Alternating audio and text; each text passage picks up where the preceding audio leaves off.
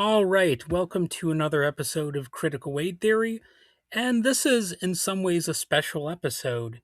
So, I have a bit of a confession to make. My podcast is not very successful by any means. I can say it is gaining momentum, especially on YouTube.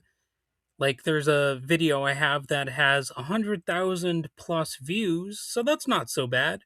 But it's still not a huge show. That episode's sort of like a fluke in a way. Nevertheless, I keep receiving emails from right wingers who want to be my guest. I have decided I don't want to platform them because they have enough of a voice already, and I don't have guests on as often as I used to anyway. I'll still have them on occasionally, but for the most part, it's just me, doing this show and talking into a microphone, giving my own opinions. Still, this shows you that right wingers are confident and that they want to get their message out as much and as often as possible. In contrast, I only rarely receive any interest from random liberals or leftists when it comes to being a guest on my podcast. So, hint, hint, if you find yourself in that category, maybe you want to sort of branch out and send me an email if you're really interested, because I would be more interested in having you as a guest than some right wing lunatic. And to me, that difference partly shows really the difference between the right and the left, and it partly explains why they are formidable and to some degree, well, to a large degree, successful. It's not just that they have billionaire backers, although of course they frequently do, but no, they're very tenacious. They want to be prevalent, and they are willing to just send emails out to even regular, I guess, sort of commonplace YouTube commentators and just random podcasts.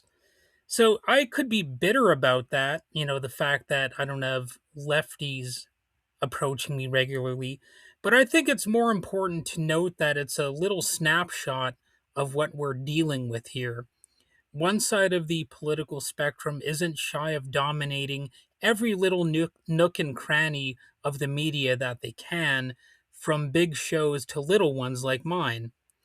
And those to their left shy away from such things, or maybe feel that they're too good for a show like mine or something like that. And it's really interesting. And again, I think it's a mini insight into why the far right keeps on winning. And there are lessons to be learned there. So, I'm going to share the latest email that I received from a right winger, and then I will debunk each of the nonsense points that the email raises, because it's basically a right wing publicist email. And normally I don't break etiquette and reveal publicist emails, you know, but this I'm going to make an exception for because I really don't care how they would react. I don't care if they would say I'm being unprofessional in this breach of etiquette and all that kind of stuff. So the email starts off by saying, "Hey there, Wade. If your audience is trying to make sense of the growing instability in both foreign and domestic affairs, Carol Lieberman, MD, MPH, known nationwide as the terrorist therapist, is the expert you need. A board certified forensic psychiatrist, best selling author, and 3-time Emmy honored TV personality, Dr. Lieberman specializes in the psychology of terrorism, criminal behavior, and political breakdown. Known as America's psychiatrist, she's a frequent guest on Fox News, Newsmax, OAN, and leading Patriot platforms." Ugh, Patriot. Could you imagine even typing something like that down? Like, let me just say that you don't call yourself a patriot. That's for other people to determine about you. Like if you call yourself a patriot, that's lame. All right, that's like a cringe inducing thing. It's like people going around calling themselves badass. You lose badass points for calling yourself a badass. That's for other people to decide about you. But anyway, I'm going to get back to reading the email to you here. So it says her bold insights expose how psychological tactics, once used by foreign enemies, are now being weaponized against the American people, and how criminal minds like Brian Koberger's are shaped by the cultural decline we're witnessing. Well, let me just say that the cultural decline we're witnessing is largely a MAGA phenomenon. You know, they're really leading to a cultural decline because I really don't even know what American culture is at this point. I know that they're trying to institute a white ethno state, like a white nationalist ethno state, with a lot of religious goofball stuff attached and an oligarchy, and it's just a big mess. And Donald Trump is now acting like a pirate, stealing oil tankers on the high seas and kidnapping foreign leaders. And it's it's not like I'm crying tears because a foreign leader was kidnapped. I want to make that clear. Not that people should go around doing that. But the point is, another country could do that about our foreign leaders based on whatever flimsy premise they want to come up with. And sometimes it wouldn't be a flimsy premise.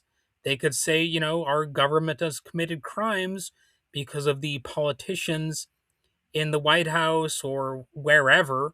You could potentially just make something up if you want. And what do you know? You have an excuse to kidnap a foreign leader, and other countries could follow our example. But thankfully, other countries aren't as insane as we are, so a lot of them, they're not necessarily going to follow our example. But the message is being sent that now it's okay. So that's part of the cultural decline that's actually happening here. I don't really know what this email is exactly talking about, but anyway, getting back to the email, it says, "Why book Dr. Lieberman?" Here's where it gets interesting now. Trump derangement syndrome, or TDS. She's leading the charge to recognize TDS as a formal mental disorder, calling out how elite figures like James Comey and even Pope Francis display signs of irrational Trump obsession. So, is that like a claim that we ought to be able to put the Pope in a straitjacket because he criticizes Donald Trump? Like, keep in mind that this is happening at a time when Trump is trying to put his face and his name everywhere in the United States, like to be a constant presence, and like nobody's supposed to criticize that. I'm sorry, but his dumb looking orange face, it's gonna be criticized, especially when he's all over the Epstein files and all that kind of crap as well. I mean, uh, these people, they're the ones who are so obsessed with Trump. Like, they're talking about him, they're treating him like, I mean, he's basically a cult leader at this point, and like a wannabe dictator. And they're like, well, why are you so obsessed with him? Well, it's you who are so obsessed with him. That's why we have to be so obsessed with him, because you idiots can't move past him. Like, of course we're going to criticize him when he commits new crimes at every new opportunity. Seemingly a new major crime every single day. And the email continues: terrorist tactics on American soil. Dr. Lieberman connects the dots between radical indoctrination, media fueled hysteria, and how psychological warfare is now being deployed inside the US, not just abroad. Yes, psychological warfare, like a lot of white nationalist messaging in the far right media is not some sort of psychological warfare. The constant fear bashing or fear mongering and bashing of immigrants. That's what I meant to say. Like that's not a media fueled hysteria. When most immigrants who show up here just want to do their jobs. They come here, they work, they want to live normal lives for the most part. But of course, like the Fox News types, they'll find like an occasional example of some crime committed by an immigrant, and then they'll cling to that for dear life and promote the living hell out of that story, and then use it as a weapon against every other type of immigrant. And now, of course, they're going after non immigrants as well, and they're trying to revoke citizenship of people who don't sufficiently kiss Trump's buttocks. So, I mean, they keep on shifting the goalposts. Eventually, they're going to make it clearer and clearer that it was never just about these so-called illegals, as they always call them. No, it's just about anybody who they don't like. That's really what's at the core of it. It's their media fueled hysteria that they're trying to uh, impose on the population into actual policy, and increasingly because they don't care so much about actual law and order, the mission of organizations like ICE is increasingly blurring, because now they claim that they're sending them to places like Minnesota to combat fraud. Well, ICE is about immigration. It's not about fraud. See, it's just complete lunacy at this point. They just start assigning new tasks to ICE and start giving them more power, and they blur these departments so there are no more departmental lines, and like militarized police, and all of these things are blending together. Anyway, moving on to the next point. Inside the minds of killers, true crime expertise. From incel fueled killers, who are often MAGA, by the way, like Brian Kohlberger, to emerging serial predator cases, Dr. Lieberman breaks down these psychological red flags the media misses, explaining how cultural shifts, digital radicalization, and mass psychosis are feeding modern American crime. And the next part, the mental health crisis undermining our nation. From public breakdowns to cultural confusion. Boy, I wonder what that means. Anyway, Dr. Lieberman explains how unchecked psychological decline is weakening patriotism, weakening Shut the fuck up. Eroding resilience. What does that even mean? What? What? Resilience? Resilience against what? Like what's this even babbling about? And leaving America vulnerable. Vulnerable to what? See, these people have like they leave things open ended and vague because you can just connect the dots yourselves or fill in the gaps yourselves. And that's how propaganda works in a lot of cases. So anyway, here's my response to this email.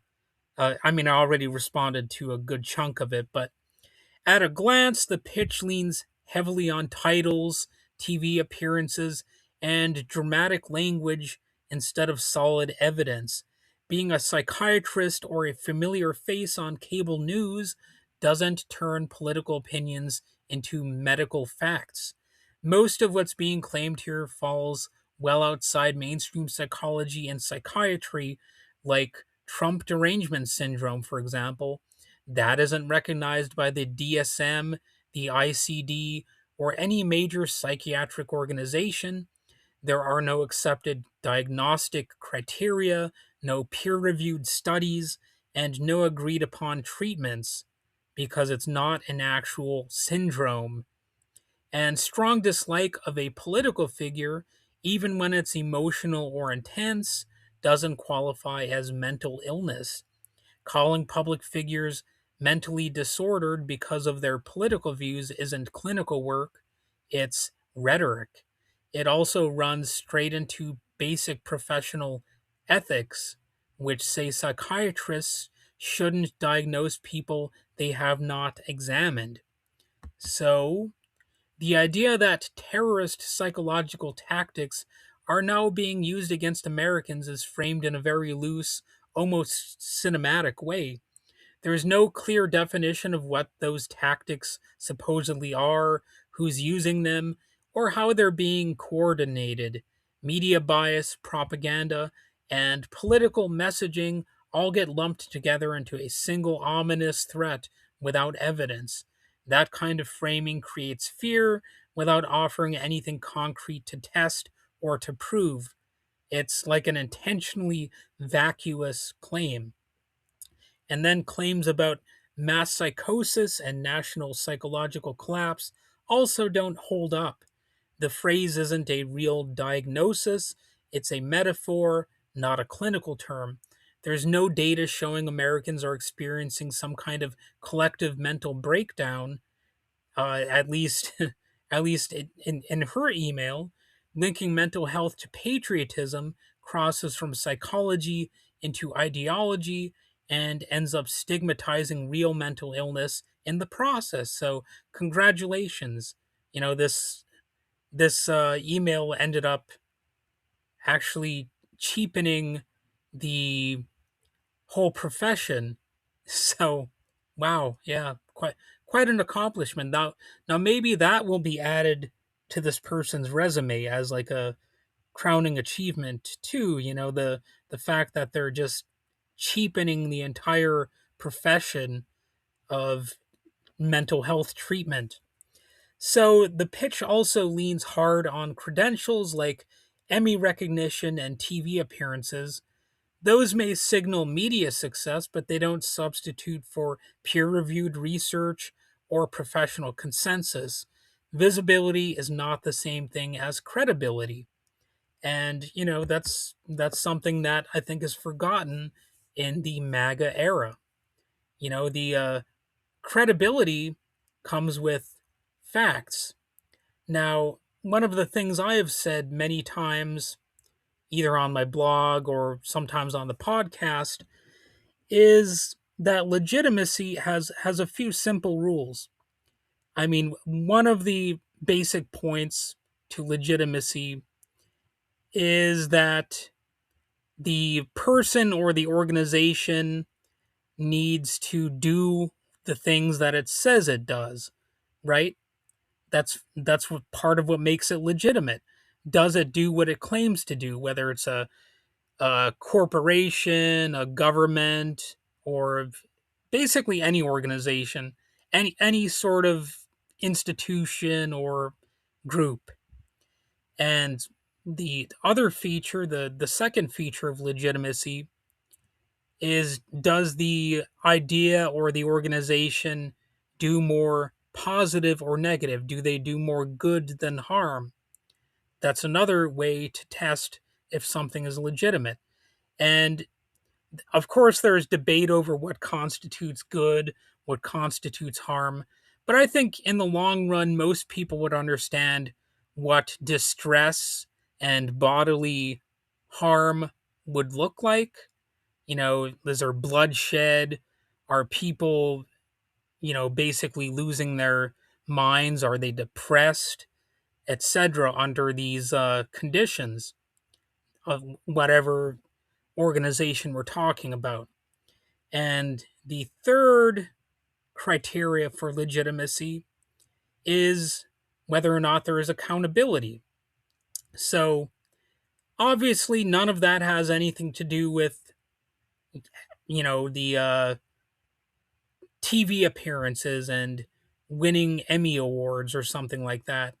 So, the fact that somebody in the mental health field is a purveyor of MAGA ideology, that really suggests a person who has lost credibility and a person who has lost legitimacy.